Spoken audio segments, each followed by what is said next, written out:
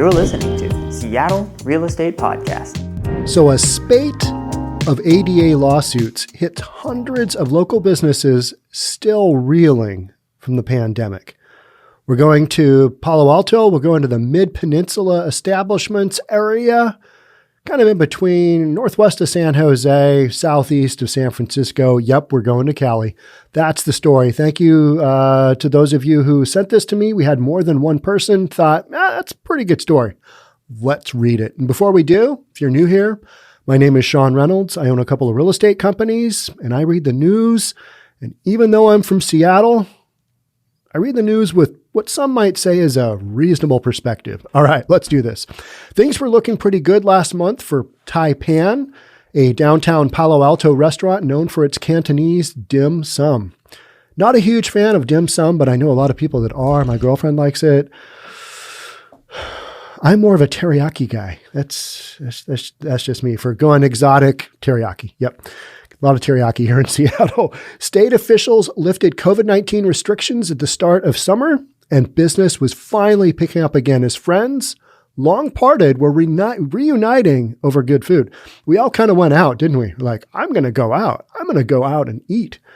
Positive outlook was shattered on July 21st, however, when Taipan received a lawsuit stating that the restaurant was discriminatory.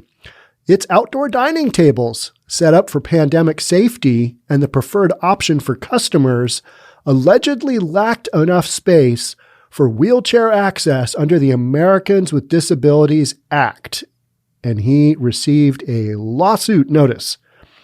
How pissed would you be? I'd be pissed.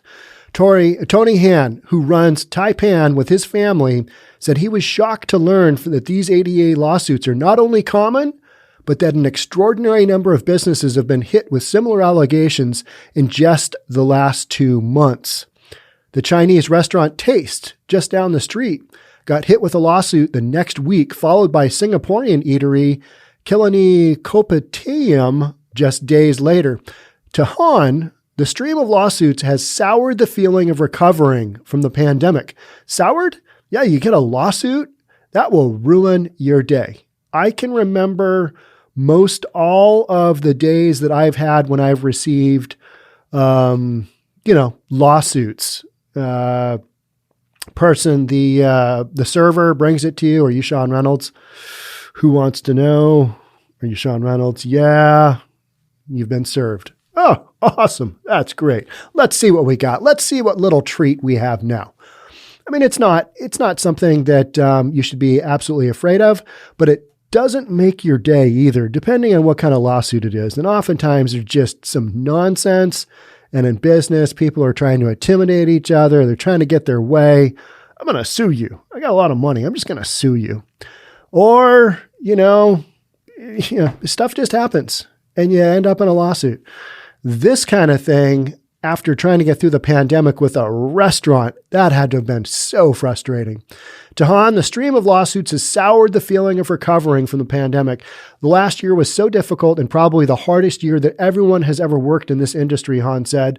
So everyone was on this high, and all of this sudden, this thing happened. So far this year, more than 1,400 ADA lawsuits have been filed in Northern California's district court, primarily targeting businesses located in the Bay Area. Of those lawsuits, 686 have been filed by the same plaintiff, Scott Johnson, a quadriplegic man who has sued close to 100 businesses in Palo Alto and Mountain View alone.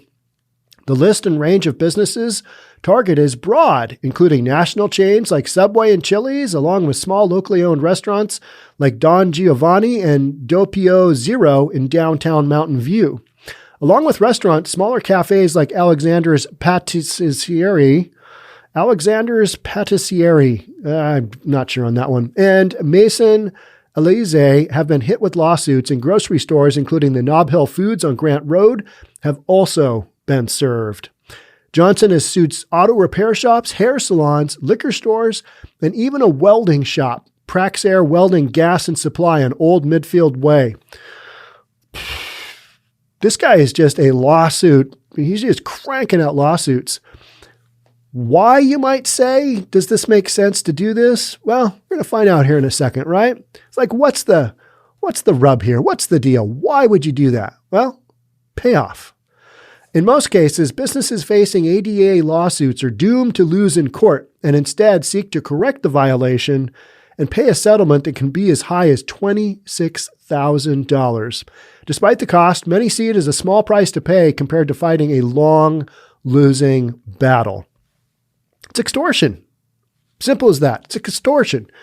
So local jurisdictions have said, hey, yep, you can do your thing on the sidewalks.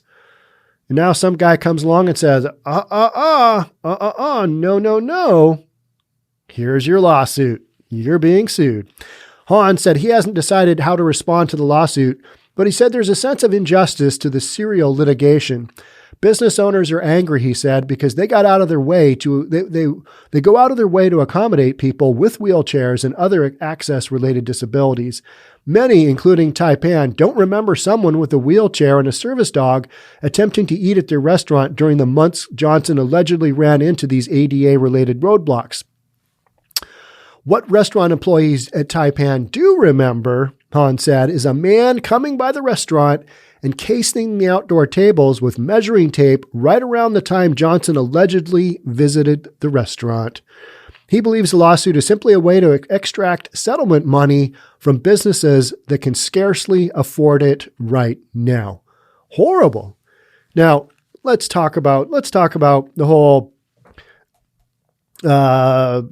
wheelchair, sidewalk. It's tough pushing somebody around in a wheelchair.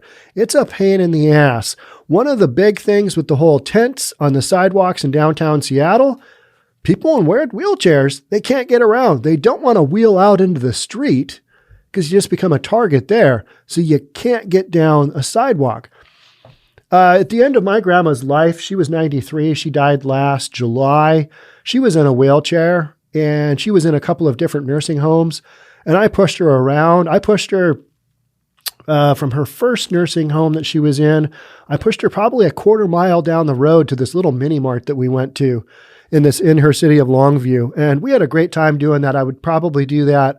I'd drive down to Longview, which is a couple hours drive away from my location here in Bellevue. And I'd spend the afternoon with her on a Saturday. And I would push her in her wheelchair down to this mini mart where they had one table. We'd sit at that one table. Pushing people around in a wheelchair, it is hard. It's hard. Try opening up in a door and you've got somebody in a wheelchair and you're pushing them forward, that whole monkey about thing. It's not easy. It's not an easy deal. And then trying to find a spot where you can push somebody up and get a table and can they access it? Can they reach it? My grandma's kind of small and, she was small but solid. So the wheelchair was not light. And so you just kind of make do. But would you get upset when, you've got restaurants that are trying to hang on and they're trying to do that outdoor thing and the seating on the sidewalks? I mean, we've all looked at those and gone, okay, we know that they are just trying to comply with city, state, whatever it is, seating, requirements. Okay, you can have this many tables outside. All these businesses, they're just trying to get by. But this guy coming by with his ADA lawsuit, I mean, that's an angle. That's a real angle. And yeah, that's extortion. That's what that is. Because I don't think it was ever meant to be ADA compliant out on the sidewalk. If there aren't places inside the restaurant where there's ADA compliance, all right, okay, I get that. But this has all been an emergency measure. Hey, we're trying to, seat people outside so they don't get the Rona. I mean, that's what the CDC is telling us, right? That's been the end goal here. And to have somebody come along to these restaurants that have been struggling, well, they just know they're going to get a payout. People are going to settle these lawsuits because they're probably not going to win. This is just, straight up extortion. It's absolutely a shakedown. It's extortion by all means. That's what this is. Sandy Liu, owner of Taste, said her restaurant experienced something similar. Nobody recalls a man in a wheelchair trying to eat at the restaurant, but they do remember someone carefully observing the outdoor patio from the sidewalk, something that apparently amounts to a visit under the lawsuit. She worries that the alleged ADA violation may have had something to do with the outdoor seating arrangement permitted by the city under the COVID-19 pandemic, and that the city may have some responsibility for the multiple lawsuits. Good luck with that. So if you get sued and then you tell the city, hey, by the way, I was fully in compliance with what you wanted me to do, but then I've got this whole ADA lawsuit thing over here. Could you help me out? Could you help me out? How far do you think that's going to go? Not that far. So you're just going to have these restaurants just writing checks to make these lawsuits go away. It's a racket. That's an extortion racket. Lou, like Han, said she still doesn't know exactly how to respond to the lawsuit, but she said businesses can't afford to deal with legal fees and a high-cost settlement. You're going to have to get an attorney, and you're going to have to deal with this, unfortunately. This could be one of those things that'll shut a business down. I mean, you hear of that all the time, and people don't realize, okay, so now you're in a lawsuit. The money is, it's churning because attorneys get paid on an hourly basis. And if they think about your lawsuit, sorry to all the attorneys out there, but if they even think about your lawsuit, they're going to charge you. It's an hourly basis deal, right? So you're going to get charged, and you're going to get charged until the thing fully gets taken care of in court or you settle or whatever. And so all those steps along the way, you're going to have to pay for. And you do not want to represent yourself in court on any kind of lawsuit. I have seen people represent themselves on divorce cases, and it's just such a train wreck. And they end up, what they would have paid out an attorney, they lose way more than that in whatever it is that they're trying to defend. Doesn't work out. Don't have your own client don't be your own client is the bottom line. Don't do it. It's not worth it. You need to hire legal counsel if you can. And if you can't, you got some tough decisions to make, right? So we are facing so many challenges to survive since COVID, she said. Our restaurant business is dropping like crazy.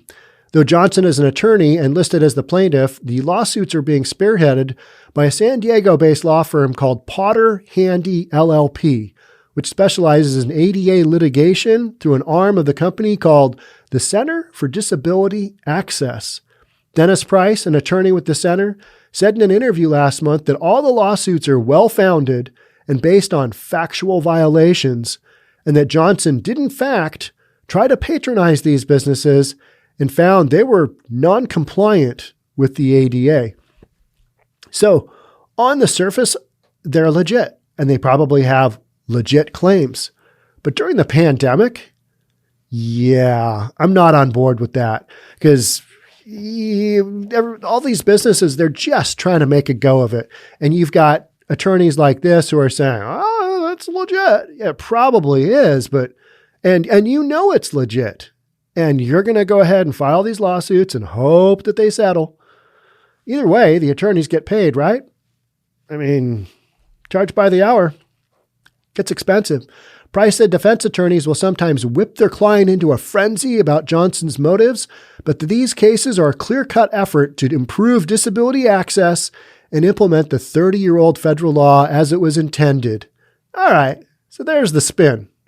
Okay, interesting. And how many of these have you filed? How many hundreds? Serial litigation from private citizens, despite its bad rap, is the only way to push compliance on a large scale. I would say the majority of these businesses were probably compliant with their indoor seating, but with the whole Rona thing and outdoor seating being a thing, well, you know, that just doesn't seem right, does it? Part of Mr. Johnson's purpose is to vindicate the ADA the way Congress created it, he said. All right, so now we're using the ADA as a shield, saying, look at the ADA. We're doing the Lord's work here, right? It relies on private enforcement, and that is what Mr. Johnson has done. How many times? How much money has been raked in from these settlements? Probably a bunch. In the vast majority of cases, Price said there's an objective violation that's pretty hard to contest. Grocery store aisles need enough clearance to travel through in a wheelchair. Restaurant tables need to meet criteria, measurement requirements, and parking spaces must meet rigid standards that go far beyond painting the pavement blue. The pandemic has been particularly brutal for those with disabilities, Price said, and people with reduced lung capacity were essentially forced into house arrest. Johnson himself got COVID-19 and nearly died from it. He said, and adjustments made during the pandemic to accommodate outdoor activities and social distancing often created barriers for people with mobility-related issues. Yes, I understand that, but they're not permanent. And oftentimes, this is what the city is suggesting. And then you're going around and suing people for that because you can. The world presumes an awful lot of things about people who are going to patronize businesses and what's important and what's not, Price said. It's easy to write these things off or call them a technical violation, but sometimes it's the difference between going out and staying home. I don't want to see anybody stay home. I didn't want to stay home with my grandma. I pushed her down the road. It wasn't real easy. I had to choose kind of some sidewalks that this side portion of the sidewalk sucks. We might get stuck, or my grandma didn't want to fall out of her wheelchair because that would be tricky. So you do the best you can, and you don't want to stay home. Granted, understand that. But the vast majority of these businesses, guaranteed, the inside of their shop, they're ADA compliant. You're choosing to go after their portion of the business that is not ADA compliant. That's kind of the bottom line here, right?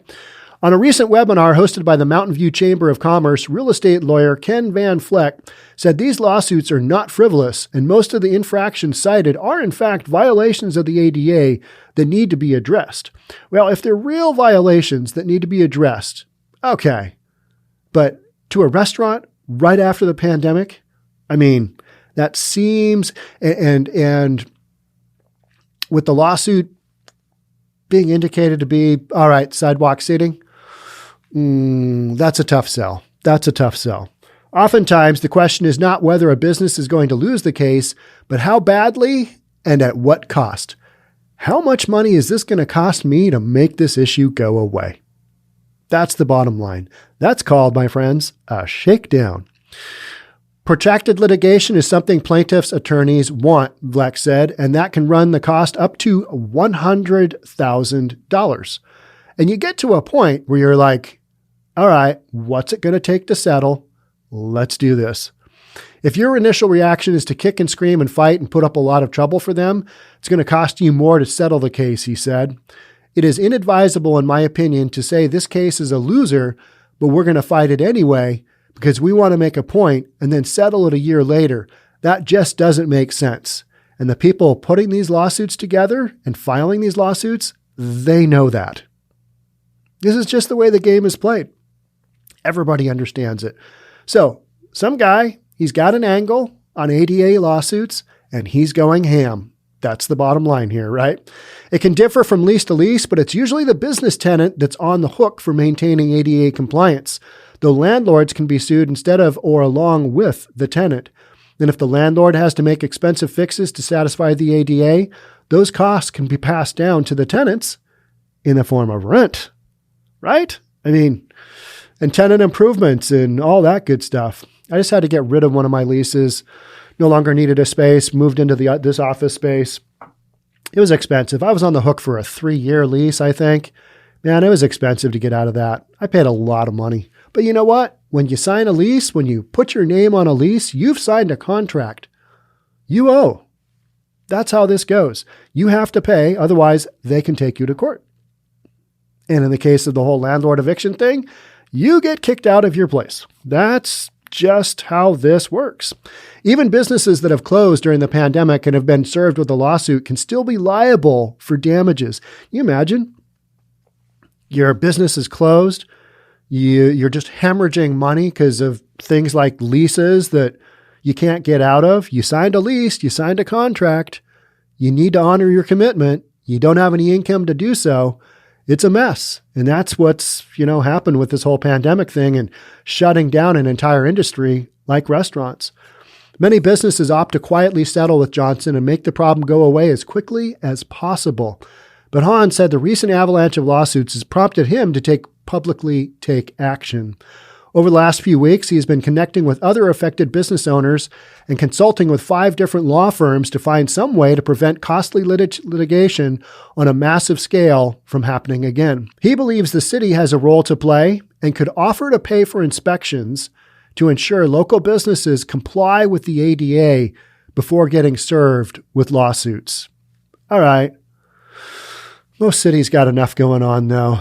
I don't know if they're going to step in and do this, good deed to businesses and, yep, you're in compliance, or nope, you're not in compliance. But it does seem like if you get a building permit, if you've got a permit to operate your restaurant, that the ADA component would be part of that. That's where I'm a little bit confused here, but apparently, maybe so much of this has to do with the portions of the restaurants that have been altered due to the whole coronavirus thing. Because, I just drove down Main Street in downtown Bellevue, and they've literally, you got to go through this pretty narrow street now because the sidewalks are basically, they're tables in there. Could you get a wheelchair in there? I don't think so. Ooh, maybe I shouldn't say that out loud. I might come to Bellevue. Lawsuits. Han said many of the law firms, but you know what I mean? You just drive around certain areas of the city and you're like, try getting a wheelchair around some of those areas. Probably not going to happen, but that's because it wasn't really intended. That portion wasn't intended for, compliance with ADA. It was intended to get people outside and not have them die from the Rona. That's what the CDC told us, right? So we're just trying to comply with, Center for Disease Control national guidelines. There's that. And then these businesses, they try and do that and they get sued. Not a fair world, is it? Han said many of the law firms he's talked to specialize in ADA lawsuits and know Potter, Handy, and Johnson well, but he and other businesses owners are wary of the advice they're given. They promised a fast settlement in the cheapest way possible, but they also stand to benefit from these court cases. Obviously, there's a lot of distrust going around. These guys are just playing the same game. They're on the other side of the same coin. But what else are you going to do? Han said. Since getting the word out about the lawsuit, Han said there's been an outpouring of support from customers at Tai Pan. One of them, a lawyer from Minnesota, said he also faced an ADA lawsuit and recommended that Han fight back. Yeah, but if you've got an attorney telling you you're not going to win, you might fight back based on principle, but you're going to be that one guy footing that $200,000 bill now, because that's just what it's going to cost to get you there, get to that point of fighting it. Others talked about ADA lawsuits like they're a necessary evil and something that's been normalized over time, which he believes is a huge problem. It's not normal to give businesses 0 chances to fix these unapparent accessibility problems, he said, and it's something that ought to change. I agree 100%. I actually didn't realize that this was a thing until I've seen a couple of articles, and that's why I read one, because I think this is an issue that needs to be out there. If you've got a problem with not being able to get, ADA access into a restaurant, let them know. Let them change it. If it goes on unchanged, and if it's something to do with their actual restaurant, all right, but give them a chance to change it. That just seems fair. That seems reasonable. Filing a lawsuit willy-nilly, going and checking out said place of business, having somebody who's not a quadriplegic, who's not in a wheelchair, kind of taking measurements, that's weak. That's really weak. That's my opinion. So the more you make this type of behavior seem more normal, the more this is just going to get out of control, Han said, pointing to the hundreds of newly filed cases. This is literally out of control right now. It probably pays pretty well. The guy filing the lawsuits, his attorney, they've got this down. They probably know exactly when they settle. All right, here's our sweet spot. We're going to get to this point in fees. We're going to cap it. We're going to try and get XYZ out of this case. On to the next. That's what you do. You just file lawsuit after lawsuit after lawsuit. Whether or not it's trying to, get to the basis of the ADA and really get all these businesses in compliance. This is just extortion. That's what that is. No matter how you try and spin it, I don't see this as anything more than straight extortion. So there's that. Can you imagine being a restaurant owner? That'd be horrible. You did what you were told to do. You did the best you could. Everybody should be operating in good faith in today's environment because we've got so many things that are out of control and we're trying to get back to normal. It's going to take some time. But cherry picking with a lawsuit like this, that's weak. That's poor. That's not cool. I understand if you've got a special place that you like to go and you can't get in or out and it's been a long-term violation and it's a real headache, but cherry picking lawsuit after lawsuit after lawsuit, that's a different thing. That's a different thing. So I think we're talking about kind of two different things here, but yeah, fixing ADA violations is a laudable goal, and it's probably a lucrative one, it sounds like. So if this kind of keeps going on, and I'm sure it will, because it sounds like it's, it pays. Yeah, I'll keep covering it. Why wouldn't I? Thank you for those of you who sent this article to me. Much appreciated. And if there's follow-up to this, love to see it. I cover as much news as I can, but sometimes you guys just send me stuff that, yep, I got to cover that. Like, that's a good story. I'm going to read that story. So thanks again. That's it for me on this one. I will catch up with you soon. Until then, stay safe. We'll see you on the next one. Bye for now.